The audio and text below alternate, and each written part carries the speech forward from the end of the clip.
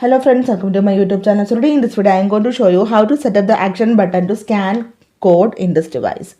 Simply go to settings, then tap on the option action button, then scroll left. You can see you will get the option controls. Now tap on the option choose a control. Now from here you need to select the option scan code. Tap on this one. You can see the scan code operation is set to the action button. Now tap and hold the action button. Now you can see it is opened up to read the code. Okay, so simply here I am going to read a Wi-Fi QR code. Okay, let me show you. So this is the QR code. So here I am going to read this one.